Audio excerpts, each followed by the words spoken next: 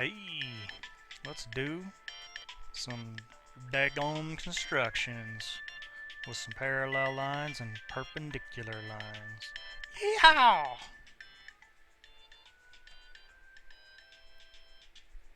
Alright, how do we construct parallel lines? We're going to construct a line parallel to a given line through a point that is not on the line. So we're given line L and some point N that's not on L, and we want to construct a line M that goes through the point N that's parallel to L. So step one is label 2 points on L. Call one of them H, one of them J. Doesn't really matter which column. Call them something. We call them H and J. And we're going to draw line HN, because you can draw any line through 2 points. At this point N, we're going to construct an angle that's congruent to the angle NHJ. So the way you do that is you make an arc here with your compass. You make the same arc from point N, and then you turn your compass point to go here, and then you measure with your pencil part over to there, make this mark, and then take that same compass setting, put your point here, and then make this mark here.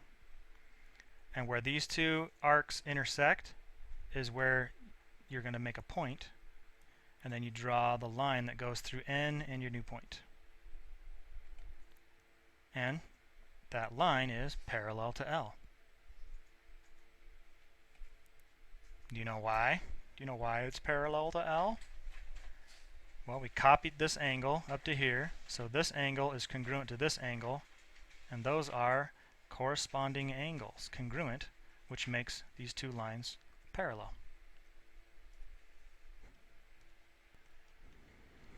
Okay, constructing a special quadrilateral.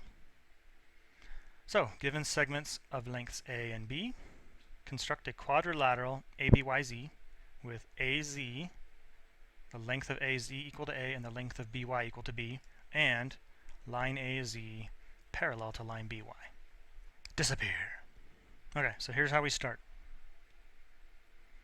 Start by drawing a point A and a ray, and then a point B on another ray, so that we have an angle here.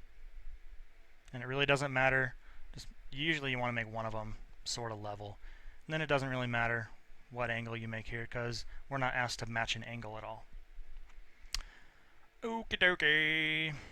What's next? Next, we're going to construct a parallel line, a parallel ray coming off of point B, and we just showed how to do that. Make your two arc marks, then you measure the angle here, and then copy it here. This intersection gives you the point that makes a parallel line with B. Next step is to use your compass to copy the lengths onto the right lines. We want the length of AZ to be A, so we'll put our compass point here and line up our pencil marker there, and then we'll put our point down here on A, and then make this little mark down here and call that point Z. Then we'll use our compass, put our point here and our pencil here, and copy that length by putting our point on B and then making a mark through this line and call that point Y, because we want the length of segment BY to be equal to B. We've already got that these two are parallel. We got that in the last step.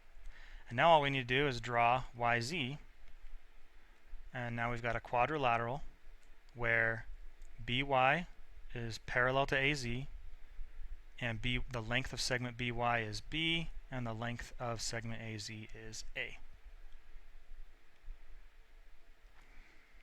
Okay, here's our next challenge. Construct the perpendicular line to a given line at a point given on the line. Before we did a point off the line, now let's do it with a point on the line. Alright, so what are we going to do? Put your compass point on the point P and make little arc marks on either side of point P on line L, and label them point A and point B.